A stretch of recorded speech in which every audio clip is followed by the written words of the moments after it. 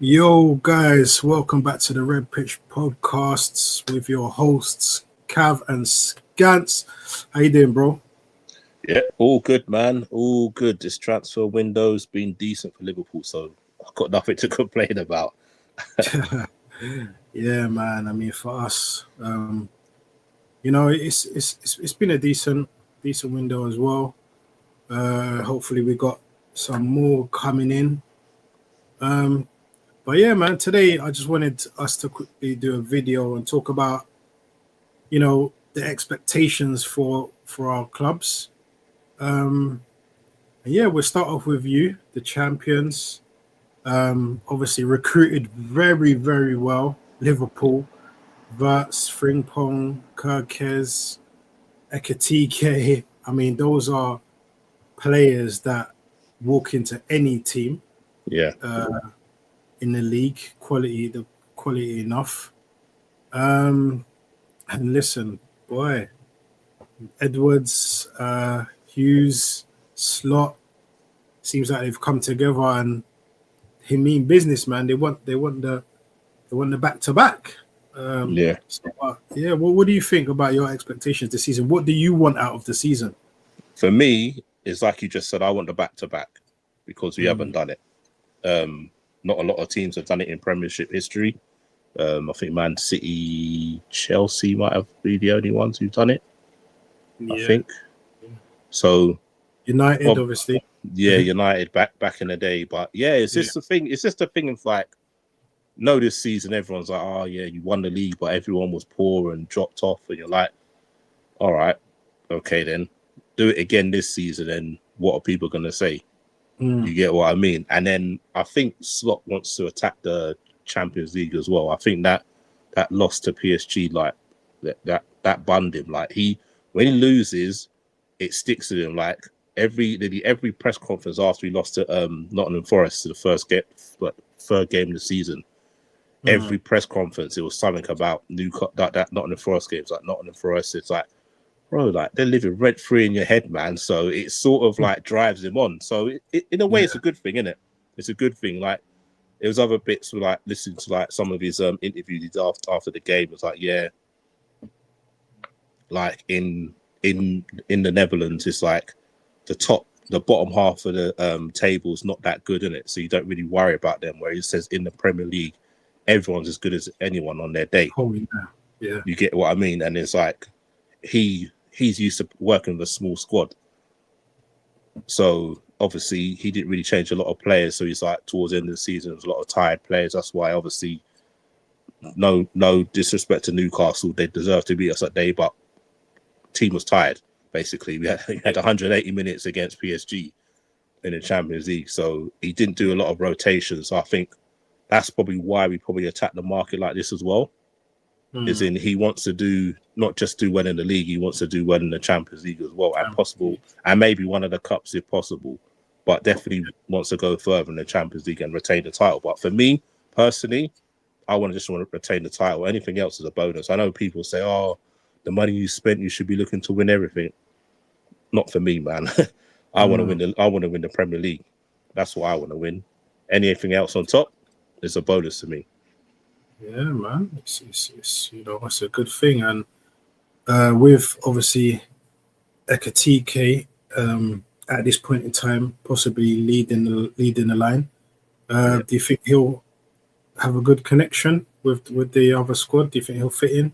Yeah, I think he'll fit in because, again, it's like Liverpool sort of like look at him like March time, whatever. And then obviously in the summer, Chelsea came in through Man United looking around him. And Slot's basically, I don't know what he does. Basically, when he speaks to people and lays out a plan of saying exactly how I'm going to use you, they automatically like, yeah, I'm coming. He did it with Verts, laid out his plan, saying this is how I'm going to use you, these positions, this is what you're going to do, this is what you're going to bring to my team. So and Verts was sold it because who thought that Verts would leave Germany to come and play for Liverpool? Or if he was going to do that, he's going to go Man City. Bayern or Man City. I thought it was odds on to go Bayern because that was the main talk. Verts to Bayern. Thomas Muller leaving, Verts coming in, Yep. But it boils down to the conversation that he had with Verts that's what led it, because that's what his dad come out and said that. He said the conversation, because the dad was leading towards Bayern as well. He said because of the conversation he had with Slot, and when he showed him around the facilities and stuff like that, that's what it was. And again, he's done the same with Etadike. He's had words of him saying, look, this is what I want from you. I'm playing this formation. You're going to be my number 9, and I want this from you. And I think he's sort of like a modern day version number 9. He can do it all. Quick feet, strong, quick, good finisher, good link-up play. So I think he will do well. Like for me, if he gets 15 goals in the league this season, I'll say 12 to 15 goals in the league this season. That's a good return for me. Yeah. It's just another weapon. That's the way I see it. Like people say, oh, it's a lot of money and stuff like that. But you got to realize, like, a lot of the teams, you have the same thing with Saka. That just double and triple up on him, because nothing's coming from that from a left hand side, or nothing's coming from up front. But now, if you've got Salah, you've got Etitike, you've got Wirtz, who you doubling up on? Because someone's going to be free. So to me, they're all a problem, man. That's what I'm saying. So it helps. You need that sort of thing. They don't have to, like, people say, oh, he's GA and stuff like that, but it's not all about GA. It's what they actually bring to the team. Because if they're worried about you, that means someone else is going to be free. That's the way I see it. So I'm not one of them big people on GA. You know me. I'm the eye test. If you're helping out your teammates in other ways, I'm good with that. Look at Bobby Firmino. He didn't have the best goal scoring record, but his assists and stuff what he did for Mane and Salah. You can't put a price on that. You get what I mean? Because how many teams try to play a false number 9 after Bobby Firmino? Exactly. You get what I mean? Practically everyone. Yeah, that's what I mean. Yeah. So what about you? What's your expectations for Arsenal? Now you got in G9. Before we get into Arsenal, I just wanted to ask you. I don't want to go too much into the depth, but let's talk about the first. Let's go first 3 games. Let's just say August. I won't go into far, but obviously Bournemouth at home, Newcastle away, Arsenal at home. What are you thinking to get from? I would say first 3 games. The first 3 games, a good return from that would be 7 points for me. And where you looking at? You looking at the 1 point from Newcastle? The 1 point will come from Arsenal or Newcastle, one of the two. Yeah, you get what I mean? Because we've got a good record away at Newcastle. We've got a pretty good record. Obviously, the last 3 or 4 games we've played at Anfield's been a draw. Yeah. So that's what I'm saying. Like Newcastle, we've had a couple of wins and a couple of draws. So I think if we win one of them, either against you or Newcastle away, I'll be happy taking a point from the other game. Good point, so 7 points from the opening 3 games. That'll be good for me. Yeah. No, I think that's I think that'll be a decent return. Obviously, I want to beat you, but I mean, Anfield so early in this. We normally play you later on. That's what I'm saying. It's weird, isn't it? Yeah. So playing you in August, I mean, to be honest, it's probably better to get you lot out Anfield out of the way anyway early, just so that then if something happens, we know, okay, we ain't got to go Anfield again, and we just. Do you get what I'm saying? Because I swear it could benefit both. It could benefit both of us because you might not be on top form, and we might not be on top form. Because I know we both integrate in new players, so whose players are going to be ready for up to it straight away? You get what I mean? So yeah, that's what I mean. For me, one of them games I'll take a win from. So 7 points out of them 3 games for me is a good return. Yeah, Zubamendi's gonna have to stay on Wirtz that game. So I mean, stay on his toes. But yeah, I mean, in terms of expectations, my expectation for Arsenal. First things first, I want to challenge for the title. I think, Gyökeres coming in is a massive boost. It's a massive boost. I think definitely. As well. I think we'll see the best of Odegaard again this season. Because of it as well. I think Odegaard will probably get into it more. There'll be a lot more kind of progressive passes through to Gyökeres. I think that's a good thing. But yeah, like I was saying, I want to challenge, man. I don't want to. By the time it gets to like February, March, I still want to be. If we're not top, I still want to be at least 2-3 points away from the top. I don't want it to be where we're like 10 points behind already in January or February, and we're looking up and thinking, where's the losses for the teams above us, whether it be Liverpool, whether City come back into it, where do they come from? So I think hopefully do that, and definitely a cup this season. I want a cup. The Champions League, we had a good run in the Champions League last season. I feel we missed obviously Partey. We missed him for the first leg of the PSG, which was a massive miss because he was on form. But listen, man, I think we can have a nice little run in the Champions League. I don't know if we'll go far to the semis again, but I think we'll get through the main league stage. Yeah. And from there, we see what happens. But definitely, I want to go for the league. I want the league. That's my main thing. I want the league. And I want the FA Cup again. I want the FA Cup. Carabao, if we can get the Carabao, but I'm not accepting just the Carabao alone. No, it makes sense. Yeah, for me, that's not good enough. A team like us, it's got to be, Carabao's got to be a bonus to the league. Or if we get FA Cup and a Carabao, I could probably accept that as well. Yeah, as long as you maintain a good standing in the league as well. Like win both cups and came, I don't know, second or third or something, you could live with that. Yeah, I want to be competitive, and also I know on Talk Sport they were saying they don't think Arsenal are going to win the league for a very, very, very long time. Yeah, and hearing that, I was just like, damn, is that what people kind of thinking of us? They're just eliminating us. Do you know what I mean? Just like that. But listen, man, you know me, man. I'm always going to have faith in my team. At the beginning of the season, when nothing's happened, while there are a lot of Arsenal fans already conceding the title because of the work Liverpool's done and City coming back into it as well. We still got good defence. And like you alluded to yesterday, listen, if Arteta lets the defence defend and says to the likes of, Saka, Martinelli, Madueke, Odegaard, listen, you focus on at that end of the pitch, and Zubimendi and the back, Rice and then the back four will do that real defensive work, and you lot just stay up there and just get us the goals, man. Do you know what I mean? Yeah.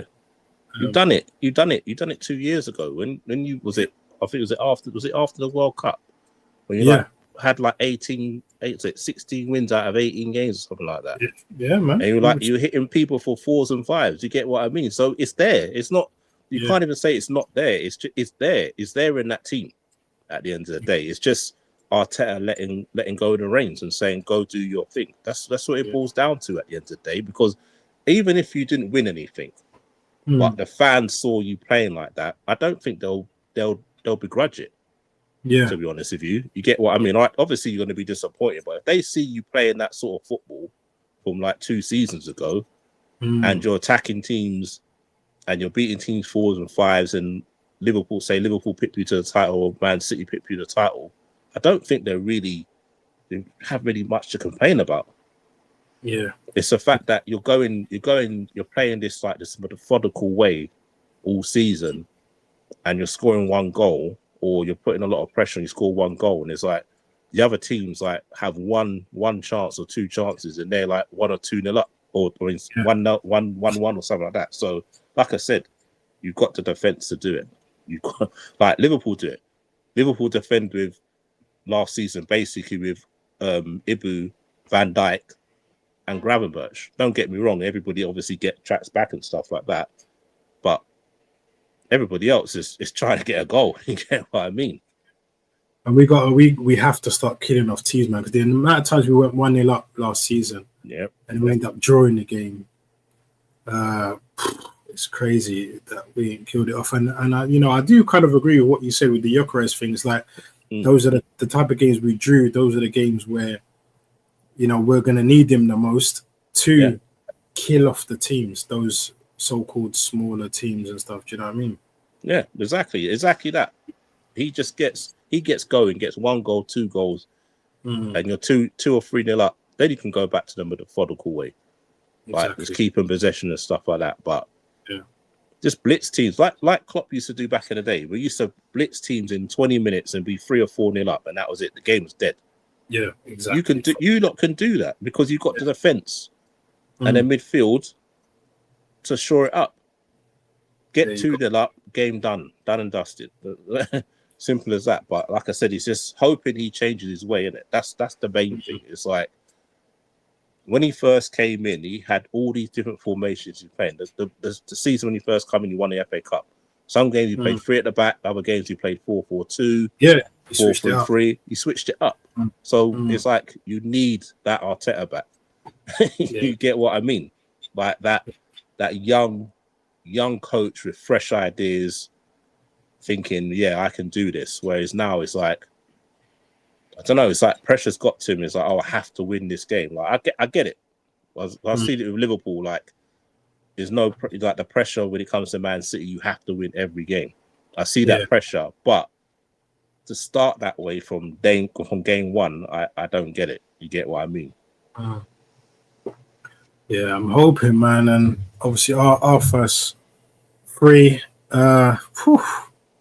Listen, man, August is going to be tough. You got obviously we start off at Old Trafford, which is going to be a tough game. Obviously with Mbeumo and Cunha coming in so far for them.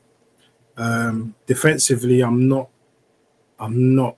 bothered or afraid about them at all. Their goalkeeper, unless they switch Onana, but at this moment in time, that Man United, even though it is at Old Trafford, first game of the season, the crowd's going to be up for it as well. Yeah.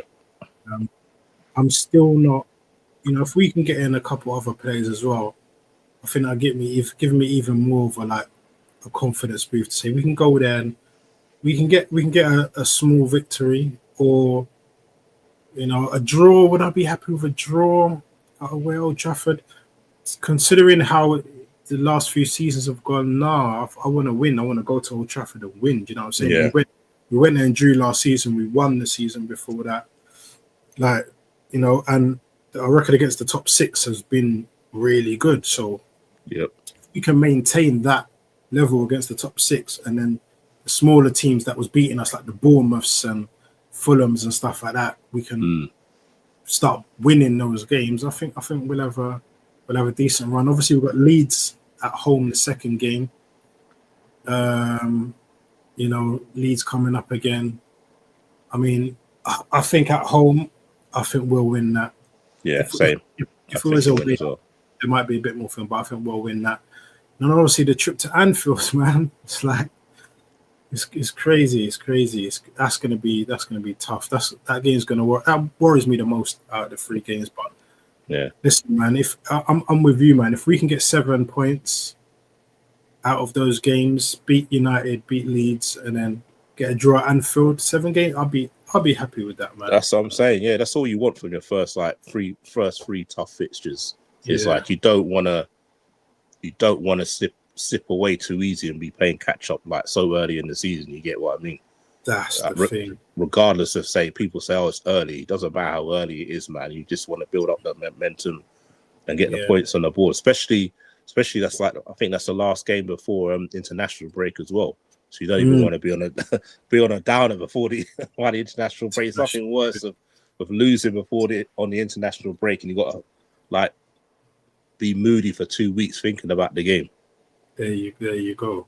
Exactly. I want to ask you before we go. So far this summer transfer window, who would you say were the 2 best signings in this transfer window so far in the whole of the Premier League? I think probably R2, to be honest with you. Verts, because that came out of nowhere. No one saw that coming. And basically, you've got what you wanted, a gunman. At the end of the day, I know other people have done good business. I think City picked up Reinders. I like Reinders. He's good. Shirky's good. He's a good Pedro, player. Chelsea, Delap, Chelsea. Yeah. So they've put that thing, but it's like for the two of us, and it's not being biased and stuff. Like I said, to get a number 10 of Verts' class is crazy, especially get him away from Germany. Yeah, it's crazy. And like I said, you've got your gunman now, so that's what you wanted. That's what the fans wanted. So far, I would say those are the two best signings. Yeah, finally. Yeah, I think I agree with that. With no bias, I know people are going to watch and be like, biased. People are going to say, what about Cunha and Burmo? And I think those are good. I think those are good signings. But what I'm saying is like, are those like game changers for their teams? Like, Man United need more than that. If you get what I mean, they need. You would say they need another centre midfielder. Their keeper's still a bit. And the defenses on the day can be a bit shaky as well. So they've sort of fixed the attack, but they still haven't got the striker, though, in it, because you wouldn't say those are both the two main source of goals. They're looking for a good goal scorer. You've got a good goal scorer. I think Pedro's done well, but I think people are sort of overhyping him because of what he done against PSG. But if you look at his I'm not, like I said, I'm not really a stat man, but if you look at what he did last season, he scored 5 penalties. He scored like 8 goals last season, and 5 of them were penalties. So, would you say that's a good return for a striker? Yeah, no. I know people. A lot of people have said, but with Chelsea now, he's got better quality around him. That's going to provide problems just there and stuff. So, definitely, but we haven't seen it though, have we? So. True. You get what I mean? Like, we saw a glimpse in the World Club Cup against PSG. Saw the glimpse. But that's what I'm saying. That's PSG, though. That's like one game. It's not over a 38-game season. Plus, like we've said as well, Chelsea now can't change their whole team for Europe. So how's the manager going to manage that? Playing every 3 days. You get what I mean? Yeah. And he's got a big squad. So how's he going to deal with that? Xavi Simon's rumored to be coming again as well. There you go. And this is what I'm saying. And it's like you said, within the conference, they could change the whole team because it's the conference. Yeah. But Champions League, you got to maintain that level. So your big boys have got to be playing week in, week out. So. Yeah, and then you're gonna have some unrest. That's what I mean. It's like I said, it's a World Cup year as well, bro. So how are you gonna sell that to people? You get what I mean? Like, I need to be playing, so I want to be in the World Cup squad. Yeah, I keep forgetting it's a World Cup year because a lot of players, everyone wants to play. That's what I mean. It's gonna be tough. That's why I was thinking about the Madueke thing coming in. I'm like, well, we know Saka's gonna start the majority. If he's fit, Saka's starting the majority of games. Yeah. Is there Madueke gonna come in and replace the left hand side, or is he gonna be replacing Saka a lot? That's what I mean. Like, so what happens? But do you know what? It's good problems to have. I'd rather have these problems than have no players. Exactly. Do you know what I mean? Like, if you want to be unhappy for 1 year, be unhappy. But at least we've got that quality on the bench. Like last season, I was looking and seeing 4 players, youngsters, certain times on the bench. You've only got Tierney, Zinchenko, Calafiori, which are 3 left-sided defenders. Yeah. On the thing, and then maybe a Waneri or something. You're like, where is everyone? Whereas now the bench is going to be more healthy. Hopefully, like I said, we can get in an Eze and maybe. I was saying yesterday, I think before the end of the window for Arsenal, I could see a surprise signing. A surprise signing. Everyone's be like, "Raw, that come out of nowhere," and it's going to be a decent player. So it's not just going to be a squad filler. What position do you think that surprise player is going to come in and play? I think it could be in the form of an attacking midfielder, perhaps, or a left-sided player. I reckon. Yeah. I reckon if we do get Eze, I don't think. I think then it might be the left-sided player that comes in that's going to be like, whoa, like a Rafael Leao or something, or Yeah. do you know what I'm saying? Just Mm. something surprise, but you never know. I'm wishful thinking more on my side, I guess. That's what I'm saying.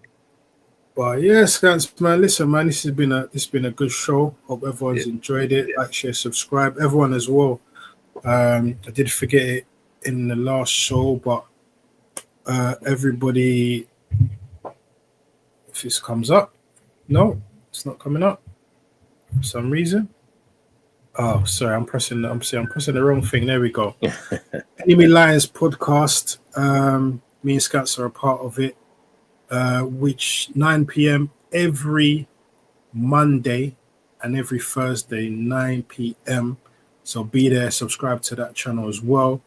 You've got shout out the boys and that. Shout out Specs for Georgia TV. Shout out to D Dubs. Shout out to Waffle TV. Shout out to Mido on FC Ball. Shout out to BBK Sports. Who am I forgetting, Scans? Big Preach. Big Preach. Fair Play? Flair Play on his channel as well. Subscribe to that.